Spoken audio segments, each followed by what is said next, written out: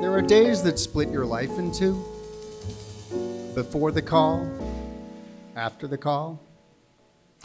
For me, one of those days came in February 2024. I was living in LA.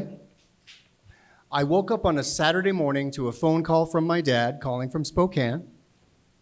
His voice sounded small, fragile, and all he said was, "Call me."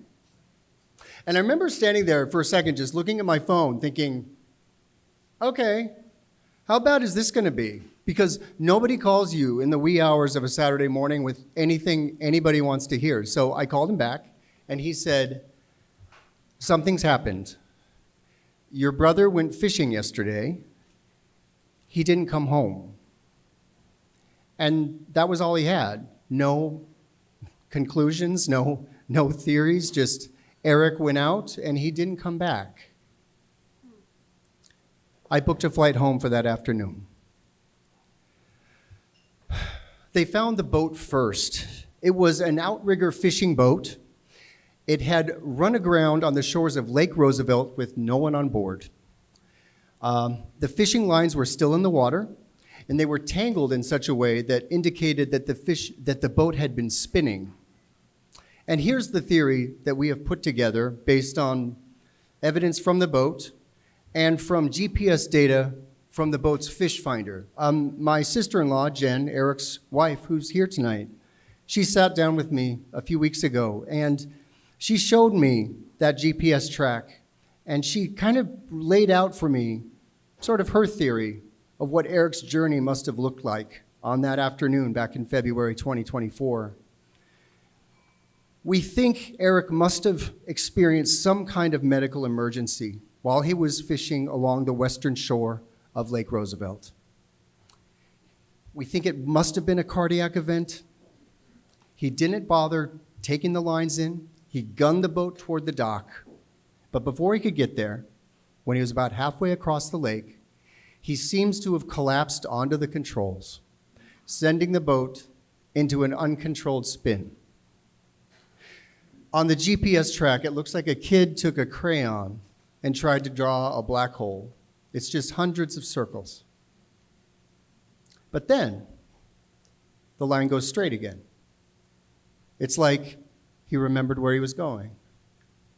Here's what we think happened here. Remember, it's February. The water's cold. It's almost freezing. The boat's going in tight circles. It's taking on water. The water probably revived him. He probably came to. He got the boat back under control. He headed back toward the dock, but before he could get there, he appears to have hit something. Maybe a rock shelf, maybe a sandbar, we're not sure. But this is where we think he was probably thrown from the boat. Because after that, the GPS track just sort of wanders off toward the eastern shore of the lake where the boat was eventually found. And that's all we have. No footage, no witnesses, just a trail of breadcrumbs from a machine. But what it suggests, and what we believe, is that he didn't go all at once. He fought his way back to consciousness. He tried to come home.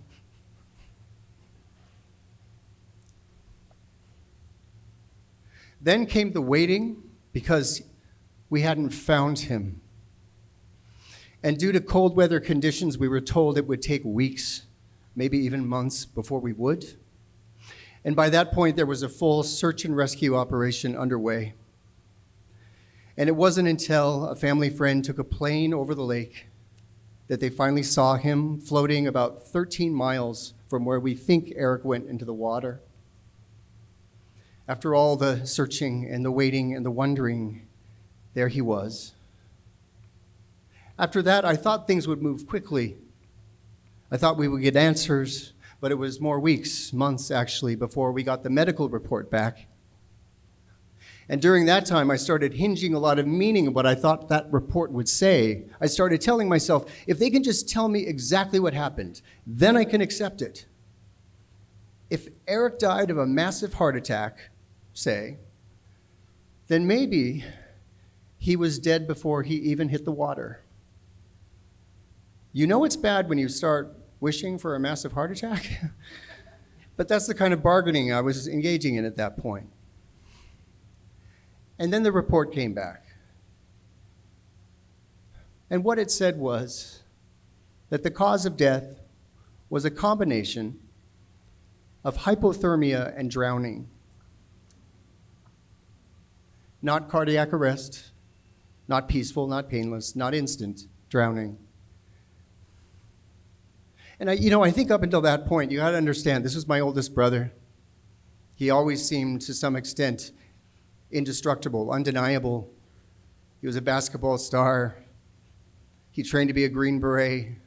He swaggered into every room he walked into, and it was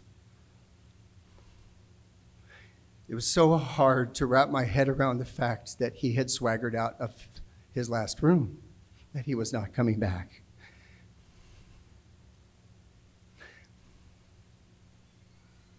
I couldn't make peace with it. I couldn't sit still with it. So I did what I've learned to do a little late in life. I picked up the phone. I called a friend of mine from a little not-so-secret club I go to keep myself from drinking and drugging myself to death. I called my friend George. I told George everything. I told him how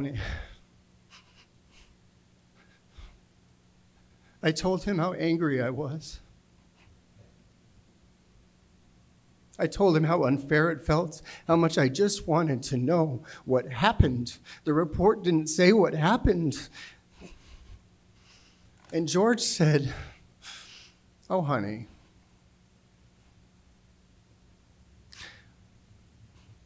whatever happened on that boat, it's not happening anymore. He's gone. And he is at peace. The one who's still suffering, that's you, because you're trying to control something that's already happened. You are trying to make terms. And this is life on life's terms. Life on life's terms. That's something they say a lot in the not-so-secret club I go to. And what it means, basically, is that in order for most people to get sober and stay sober, they have to learn to face life as it is, without a chaser, so to speak. Without turning to drugs or alcohol. What they fail to mention is that life's terms make the fine print of a credit card contract look like a MASH note. There's nothing fair or spiritually tidy or even remotely okay about my brother's death. A good man, a father of 3, a beautiful day, and then just gone. But there was something small, something ordinary, something I've come to hold as a gift. A few hours before Eric died, he took a photo of the lake. He sent it to Jen. The water in that photo is so still. And with it, he wrote, "The fishing is terrible, but this is good for my soul." And you know what? When I was working on this, somehow, when we tell stories, we sometimes add things or change things without realizing it. What can I say? It's oral tradition, right? And without realizing it, I had changed the words that he had said. And Jen, last night, she sent me the exact text string. And one of the things that happens, that I've found happens, is you lose the sound of a person's voice. And people say that Eric and I sound very much the same, that we laugh the same way. And one of the things, like at family gatherings, that I found I missed is that echo of my own voice and my own laugh in a room. It's quieter.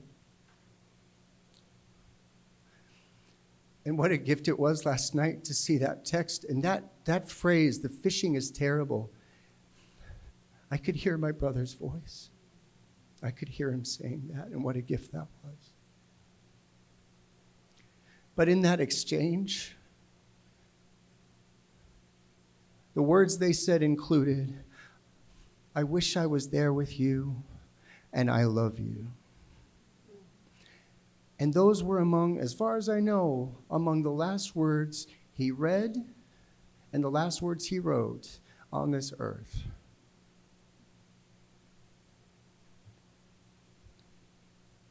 You know, I used to think that faith meant certainty, but I was a really weird kid in a religious family, so I wasn't certain about anything.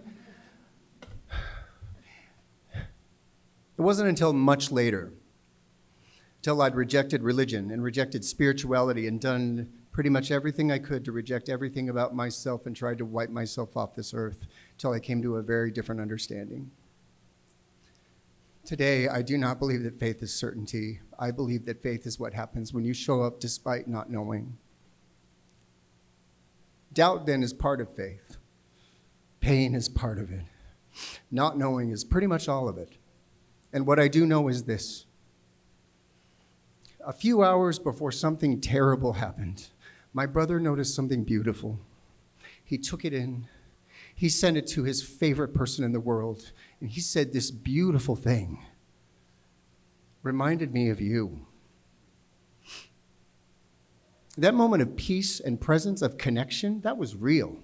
That was his. And whatever happened next, whatever the boat or the water may have done, that moment was his. And that doesn't solve the mystery, but it makes the mystery just a little bit more bearable. Because even if we don't get answers, we still get meaning. Maybe not in the time or the way that we want it, but meaning still shows up in the space between what we know and what we don't, where the water is so still that you can't even tell where the lake ends and the sky begins. Thank you.